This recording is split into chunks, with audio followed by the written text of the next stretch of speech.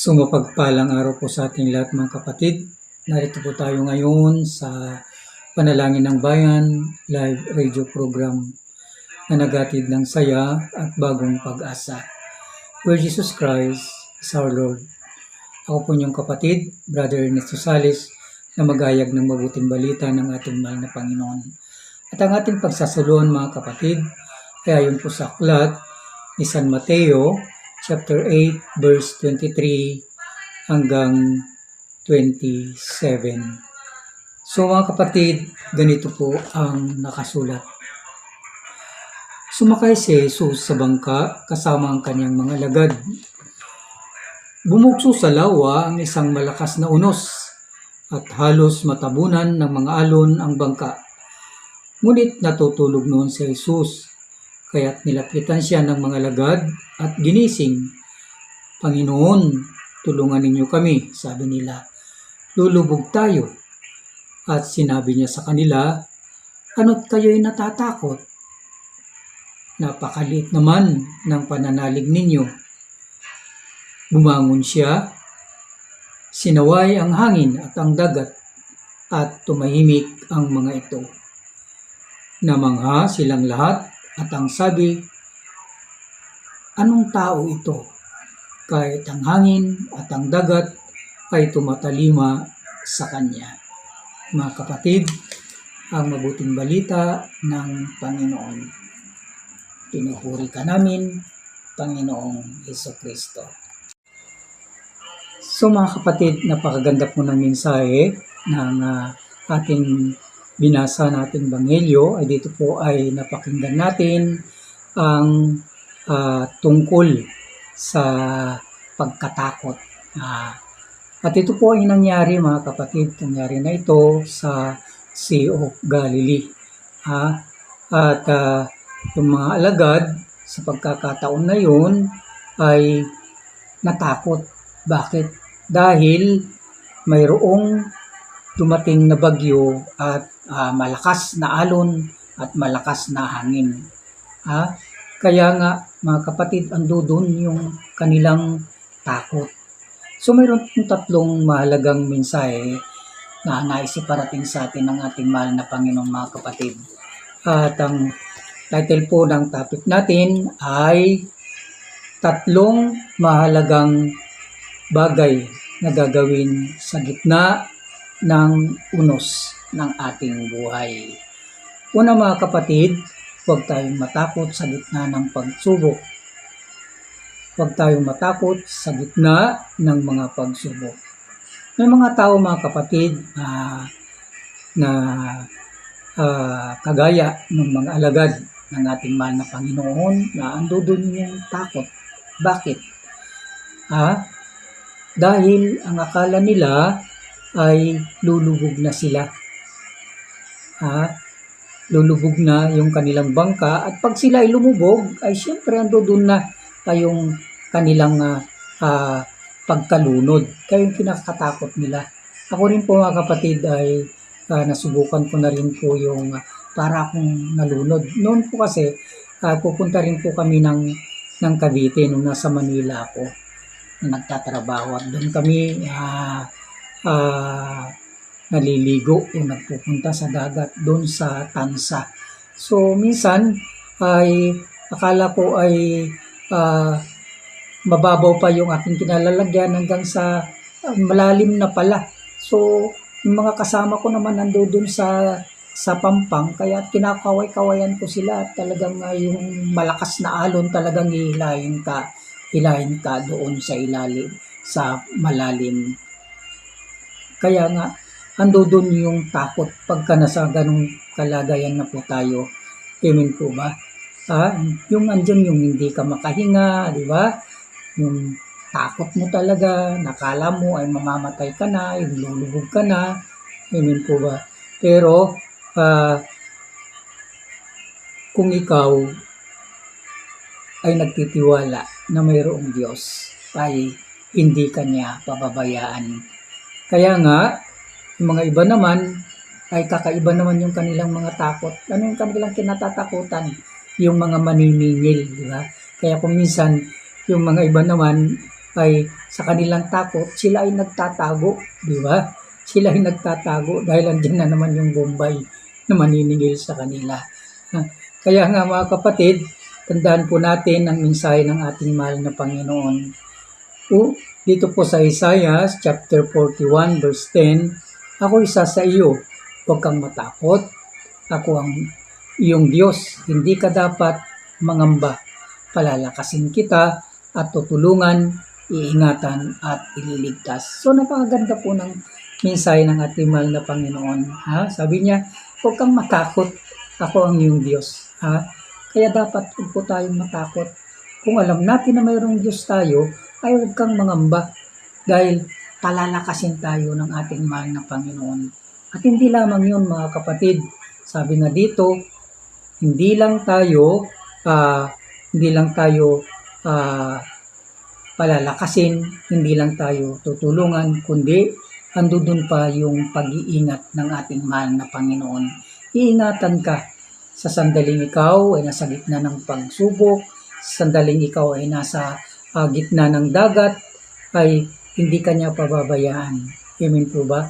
Sapagkat itataas ka ng Diyos, iaangat ka ng ating mahal na Panginoon. Kaya nga, andun yung kailangan matibay, matatag ang ating pananampalataya.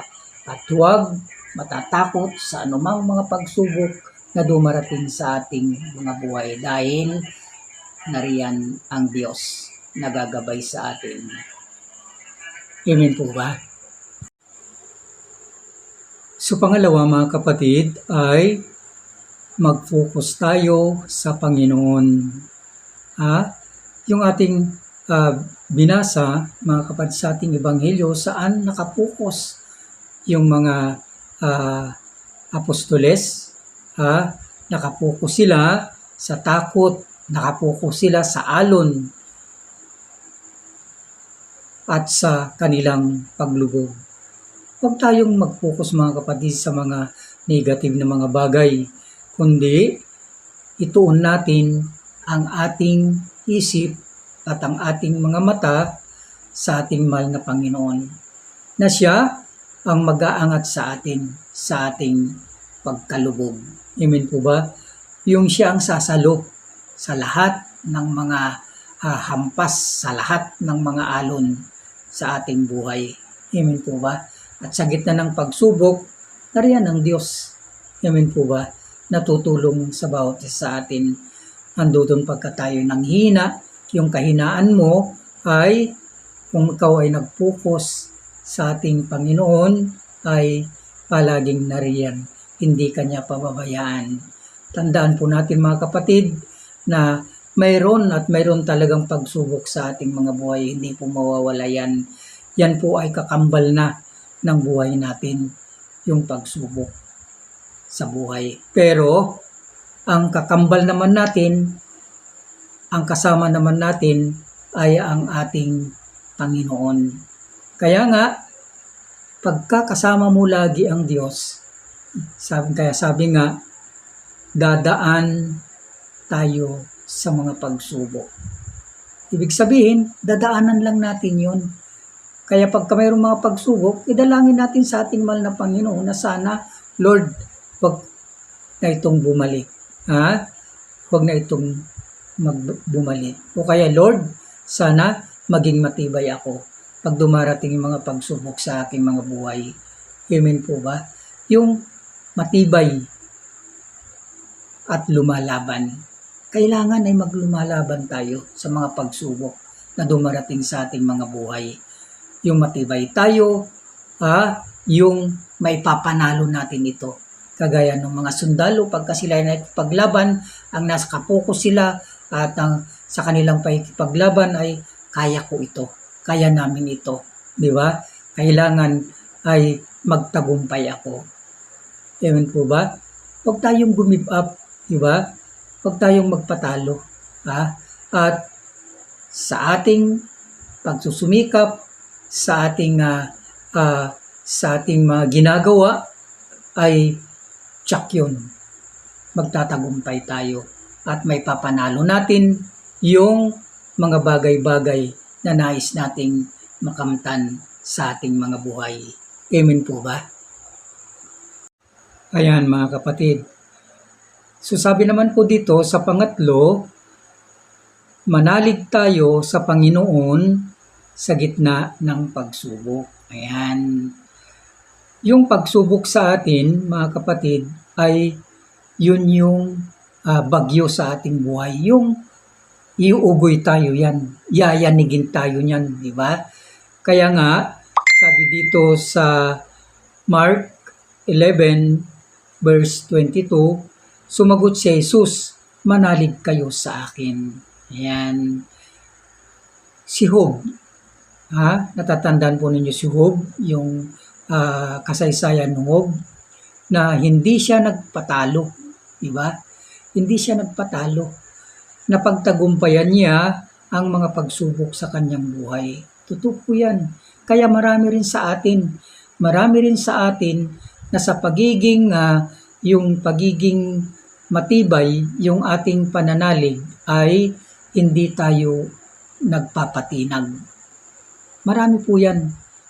Dahil mas malakas yung kapit natin sa ating mahal na Panginoon. Di po ba? Andun yung pagsubok talaga, hindi po mawawala yan. Kaya natin yan.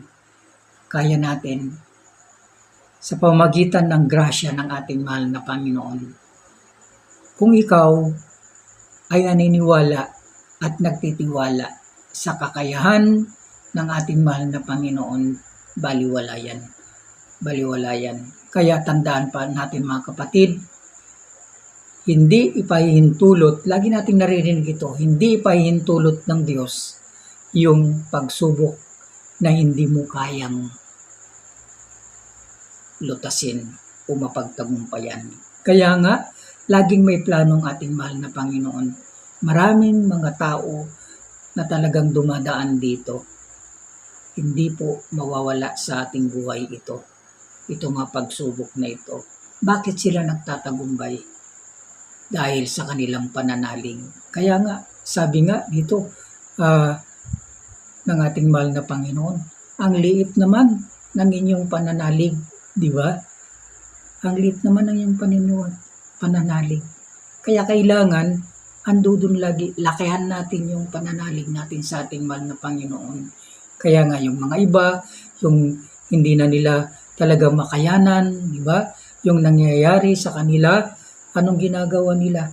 Pagka nasa bingit na sila ng kamatayan, anong ginagawa nila? Talagang uuwi na ako, aalis na ako, di ba? Yung nakagad ang nanasa sa isip nila. Pero yung mga taong matitibay ang pananalig sa Diyos, nananatili yan, nakatayo yan lagi, matibay yan, matatag yan. Dahil mayroong pangako ang Diyos, di ba? Yung pangako ng Diyos ang ating panghawakan. Maniwala tayo ng pangako ng Diyos ay dapat natin itong pagtiwalaan na ang plano ng Diyos ay hindi kanya bibiguin. Ang nais ng Diyos kailanman ay hindi kanya pababayaan. Forever yan. Kaya nga, dapat andudun yung tiwala. Wala pong imposible sa kakayahan ng Diyos. At mau-overcome natin yung mga pagsubok na yan. Ngunit, mapagtatagumpayan mo lamang ang mga pagsubok na yan kung tanggalin mo ang takot sa iyong dibdib. Tanggalin mo ang takot sa iyong dibdib. Kaya, mga kapatid, itong ating topic na ito, nawa ay magbigay ng iba yung lakas, magbigay ng iba yung pag-asa, magbigay ng iba yung tibay ng pananampalataya natin sa Diyos. Amen. So mga kapatid, samahan niyo po ako sa maikling panalangin. Sa ngalan ng Ama, ng Anak at ng Espiritu Santo. Amen. Mapagpala naming Ama, Diyos na makapangyarihan sa lahat. Maraming salamat Panginoon sa patuloy na paggabay niyo po sa bawat sa amin. Salamat dakilang Diyos sa patuloy na pag-iingat niyo po sa bawat isa sa amin. Salamat Panginoon at andyan ka lagi na patuloy na nagbibigay sa amin ng lakas, nagbibigay sa amin ng tiwala, nagbibigay sa amin ng na kami ay hindi mahiwalay sa iyo. Salamat dakilang Diyos sa aming mga pamilya na patuloy niyo pong iniingatan. Saan man sila naroroon, dakilang Diyos, patuloy niyo po silang samahan, ingatan, gabayan. At ganun din dakilang Diyos ang aking mga kapatid na nagkakaroon ng takot, nagkakaroon ng pangamba, nawa dakilang Diyos, alisin mo po sa kanila. At nang ipalit mo, dakilang Diyos, ay ang tiwala at tapang na nanggagaling sa iyo. Salamat Panginoon sa aking mga kapatid na patuloy niyo pong iningatan, patuloy niyo pong ginagabayan. Salamat sa aking mga kapatid Panginoon na patuloy mong inaabot ang kanilang mga pangangailangan sa kanilang nararamdaman, sa kanilang karamdaman. Salamat Panginoon at andyan ka lagi na nagbibigay ng lunas at nagbibigay Panginoon ng kanilang mga pangangailangan. So umasa po kami na patuloy niyo po kaming gagabayan, patuloy niyo po kaming iingatan. Sa mga sandali kami po ay nahihirapan. Ang lahat ng ituloy namin sa pangalan ni Jesus naming Panginoon. Amen. Sa ngalan ng Ama, ng Anak, ng Espiritu Santo. Amen. Sumuli po ako inyong kapatid, Brother Ernesto Sales, na nag-iiwan ng salitang ang pananampalatayang mayroong gawa ay nag-aani ng sagana. Diyos dagnina kadatayo. Amen. Apo. God bless po.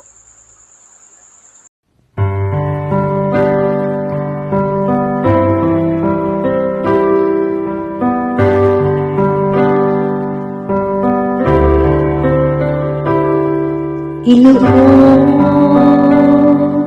lahat